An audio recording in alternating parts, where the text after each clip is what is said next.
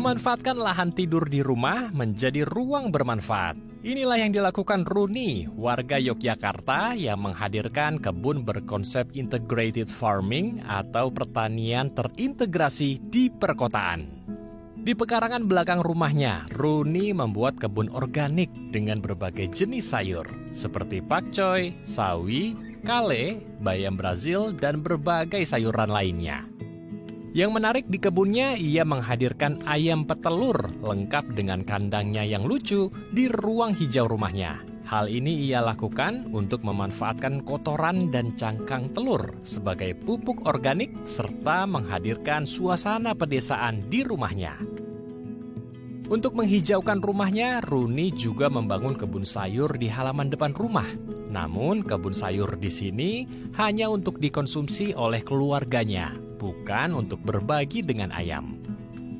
Kebun sayur di depan halaman rumahnya juga ditanam secara organik di berbagai media, mulai dari bedengan kecil, media pot, polybag, hingga limbah galon plastik. Agar seluruh area rumahnya lebih asri, ia juga memanfaatkan tembok rumahnya menjadi tempat untuk menanam sayur kangkung dengan metode vertical garden. Ya, untuk membahas lebih lanjut kita telah terhubung langsung dengan Khairunisa selaku pekebun organik. Kita langsung sapa. Selamat siang Bu Runi. Assalamualaikum. Apa kabar di sana, Bu? Siang juga, Mas. Waalaikumsalam. Alhamdulillah, baik. Alhamdulillah. Kalau kita lihat di tayangan tadi, rumah Ibu luar biasa hijau sekali. Kemudian ada ayamnya. Ini, wah, bisa healing suasana di rumah di sana ya. Kalau kita lagi penat, udah di rumah aja deh menghilangkan stres gitu ya dari aktivitas sehari-hari. Nah, kita membahas tentang kebun di rumah Ibu namanya integrated farming ya. Tadi ada kandang ayam yang lucu juga namanya kos-kosan gitu. Ini boleh diceritakan, Bu Runi, ini dapat ide dari mana membuat perkebunan atau pertanian yang terintegrasi?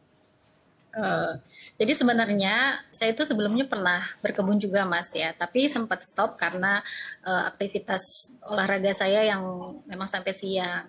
Terus suatu saat tuh anak saya beli ayam warna-warni. Kebetulan kalau di daerah Sleman itu ada yang namanya Pasar Pahingan yang diadakan seminggu sekali. Nah, di sana itu banyak jual ayam-ayam seperti anak ayam, petelur, pedaging, terus juga ada bebek. Nah, terus ternyata begitu kita pelihara, ternyata bisa sampai besar gitu. Dan ketika ayamnya udah besar, kita bingung mau taruh di mana. Akhirnya kita membuat kandang ayam. Nah, setelah kandang ayamnya dibuat, kita juga terus berpikir bahwa sebelah-sebelah dari lahan yang sisa dari kandang ini kita untuk tanami sayuran gitu. Oke. Jadi awal mulanya karena dulu anak memelihara ayam kecil ya yang berwarna-warni, sehingga ada rasa tanggung jawab untuk menjaganya gitu sampai mereka tumbuh besar dan beranak pinak gitu, Bu ya? Iya.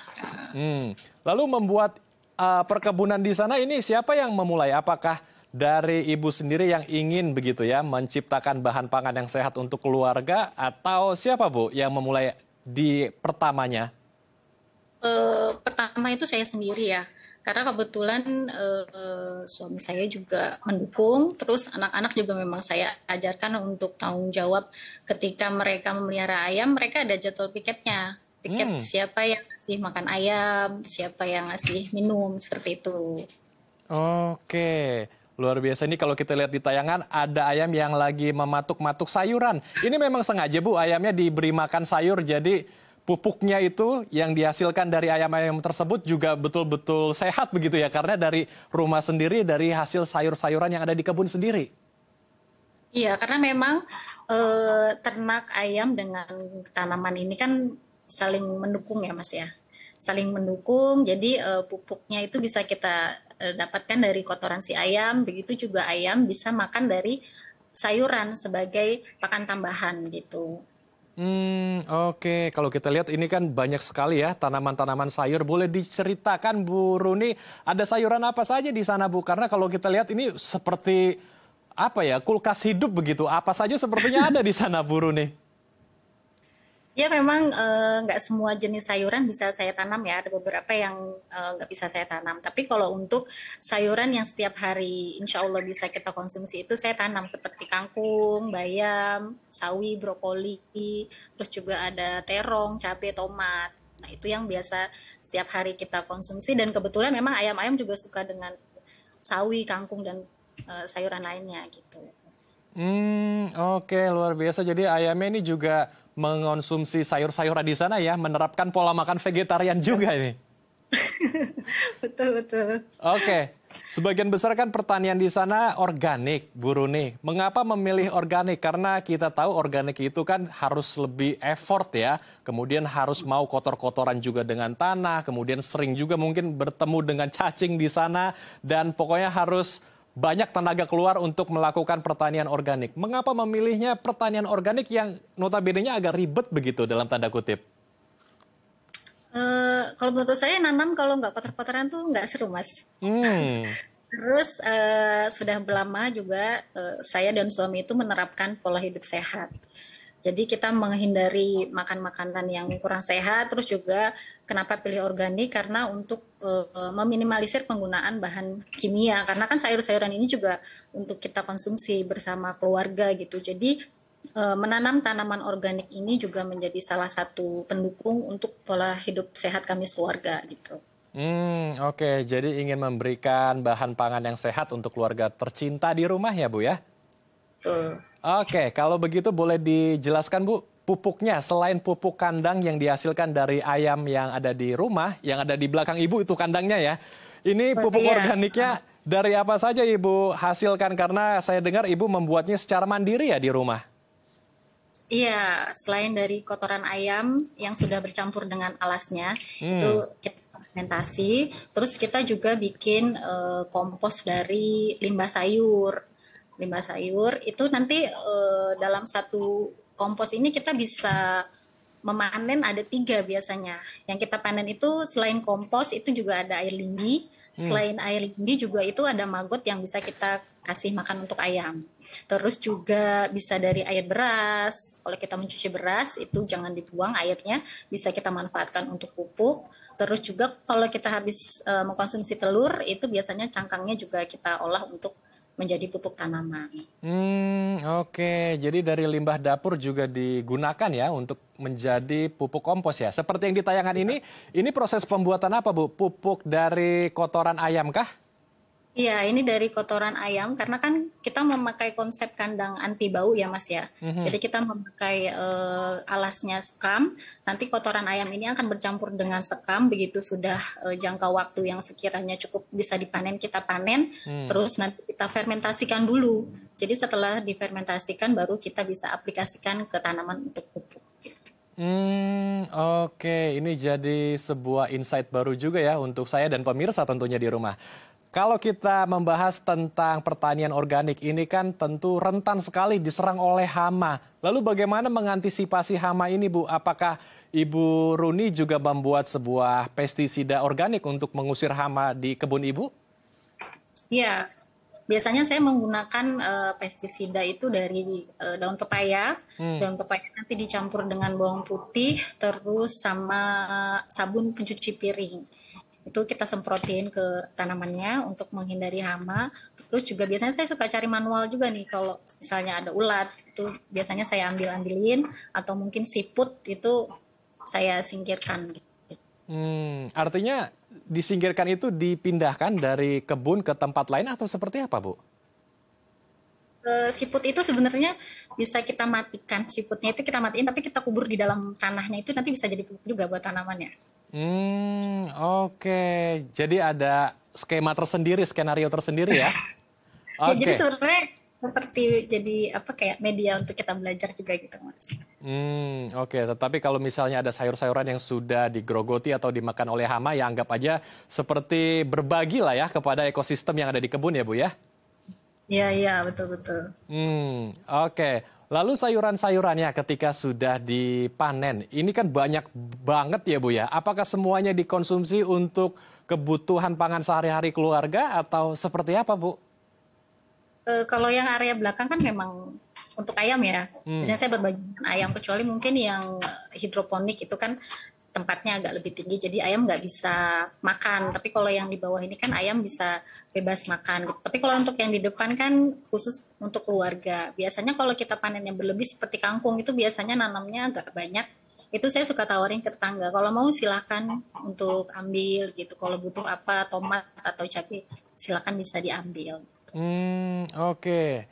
Yang sayur kangkung tadi saya juga mau membahasnya karena unik media tanamnya ini di dinding ya melalui konsep vertical garden begitu. Jadi menanam sayuran tetapi di dinding secara vertikal. Luar biasa. Ini konsepnya ditemukan di mana dan kenapa memilihnya vertikal, Bu? Tapi ditahan ya, Bu Runi, kita akan bahas usai jeda.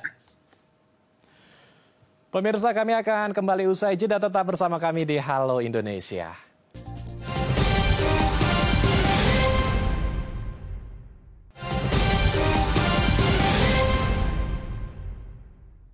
Terima kasih pemirsa, Anda masih bersama kami di Halo Indonesia. Kita akan lanjutkan diskusi hangat kita bersama dengan Runi selaku pekebun organik dari Yogyakarta. Ibu Runi, melanjutkan pertanyaan saya di segmen sebelumnya. Jadi tidak hanya di halaman belakang rumah Ibu, di depan halaman rumah Ibu, bahkan di dinding-dinding, ini juga dibuat sebuah lahan perkebunan sayur mayur. Dan ada konsep namanya vertical garden, di mana di dinding itu ditanami sebuah sayur-sayuran kangkung ya. Ini boleh diceritakan dapat idenya dari mana, Bu? Menanam sayur tetapi ada di dinding, vertical garden, Bu Runi. Ya, karena sebenarnya saya hanya mau memanfaatkan lahan yang ada ya Mas ya, karena rumah saya ini kan kecil, jadi lahannya terbatas. Sebisa mungkin saya memanfaatkan apa yang ada di rumah saya, seperti tembok atau pagar di samping rumah itu. Juga saya manfaatkan buat nanam sayuran. Oke. Tetapi sulit gak, Bu? Karena kan kalau di dinding dengan konsep yang vertikal gitu ya, apalagi tinggi tempatnya, ini sulit untuk maintain atau merawatnya, Bu Runi.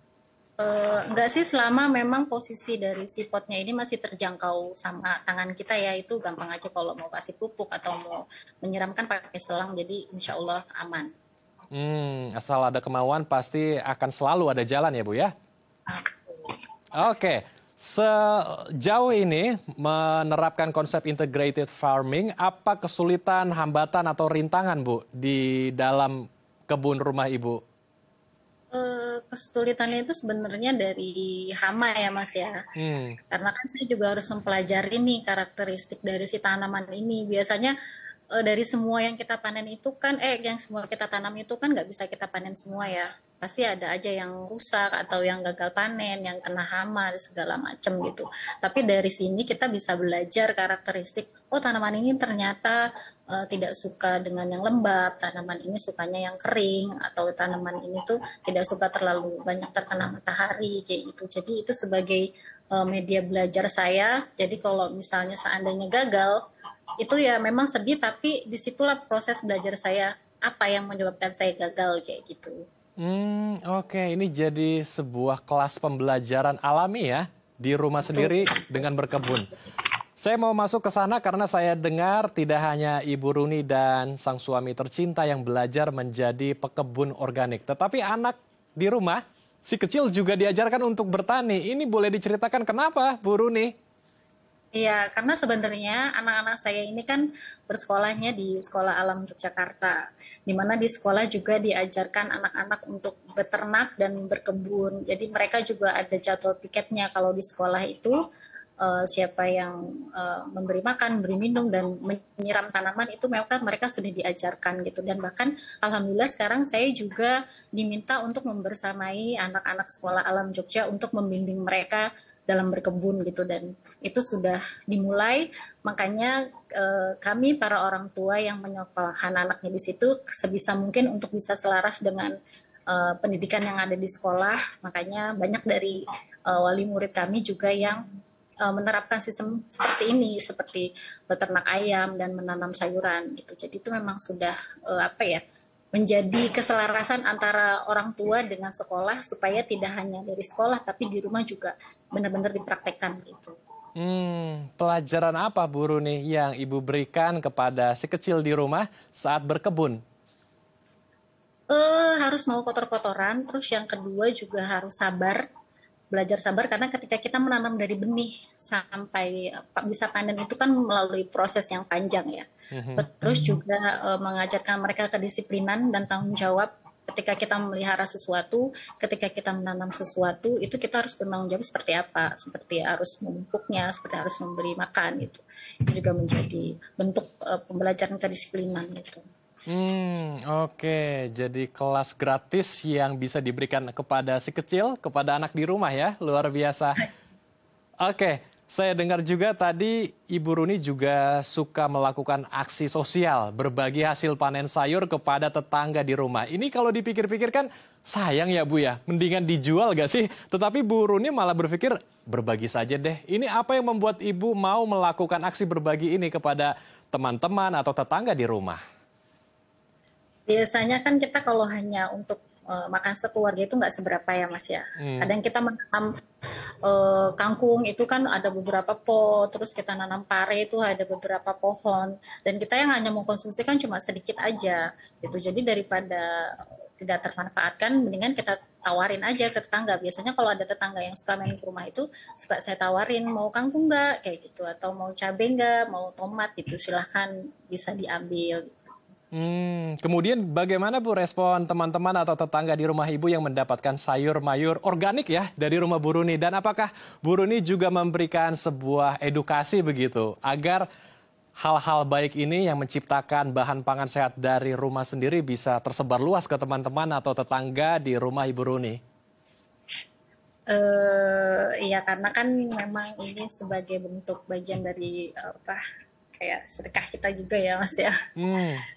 Untuk yang kecil gitu. Terus biasanya kalau teman-teman suka nanya sih, kok bisa subur-subur banget sih tanamannya gitu, dikasih apa. Terus kalau main ke rumah kok kandangnya bisa nggak bau gitu. Itu biasanya mereka minta tipsnya kayak gitu, dan itu selalu saya ajarkan. Dan memang agak susah ya untuk bisa ngajak teman-teman itu bisa berkebun organik karena mungkin terkait dari kemauan, terus juga lahan yang mereka pikir nggak ada kayak gitu. Oke. Saya mau masuk ke sana Bu, karena mungkin banyak orang-orang yang di perkotaan ingin menjadi petani di rumahnya sendiri, tetapi lahannya terbatas Bu. Ini yang menjadi permasalahan kita. Bagaimana mau memulai siapapun yang tinggal di perkotaan yang bisa menjadi petani, bagaimana tips dan triknya Bu? Tipsnya menurut saya itu manfaatkan apa yang ada. Seperti tadi ya, saya manfaatin tembok, saya manfaatin pagar, terus juga kita bisa nanam dari galon-galon bekas, botol bekas, gelas plastik bekas gitu. Jadi intinya kalau kita punya lahan yang terbatas, tidak perlu khawatir, tidak perlu takut, dan tidak perlu gagal gitu. Jadi kalau misalnya saya bisa, pasti yang lain juga bisa gitu loh. Dan seketika kita ada kemauan untuk belajar itu pasti akan bisa gitu. Dan buat teman-teman yang memang mau belajar itu biasanya saya suka ada di channel YouTube saya juga suka saya kasih tips-tips gitu loh untuk menanam, untuk beternak. Itu di channel Mas Move Farm itu ada, biasanya saya selalu memberi pelajaran di situ gitu. Oke, boleh di-spill atau diberitahu apa channel YouTube Ibu? Dan terakhir pertanyaan saya, dengan pertanian atau perkebunan organik yang sudah Ibu bangun, kira-kira Bu, boleh dikasih bocoran sudah bisa menghemat berapa persen pengeluaran rumah tangga Bu Runi? Untuk channel YouTube saya ada di Mas Move Farm. Buat teman-teman yang mau belajar bisa lihat di situ.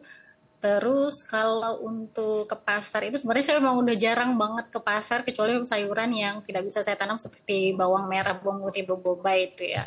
Dan terus kalau untuk telur itu saya sama sekali sudah tidak pernah membeli telur lagi ke pasar, bahkan justru saya bisa menjualnya ke teman-teman gitu. Nah, jadi bisa dihitung sekitar 60% lah ya, saya bisa memenuhi kebutuhan keluarga saya dengan hanya beternak dan berkebun di lahan yang sempit. Gitu. Oke, luar biasa. Jadi bisa menghemat 60% pengeluaran rumah tangga ya. Ya. Oke, luar biasa. Semoga diskusi kita hari ini bisa memberikan inspirasi bagi pemirsa di rumah agar kita bisa bersama-sama menciptakan bahan pangan yang sehat untuk keluarga tercinta di rumah dari rumah sendiri. Terima kasih Ibu Runi telah berbagi inspirasi bersama kami di Halo Indonesia. Pemirsa, usai jeda kami akan mengajak Anda berkreasi mengubah limbah serbuk kayu menjadi lukisan. Tetap di Halo Indonesia.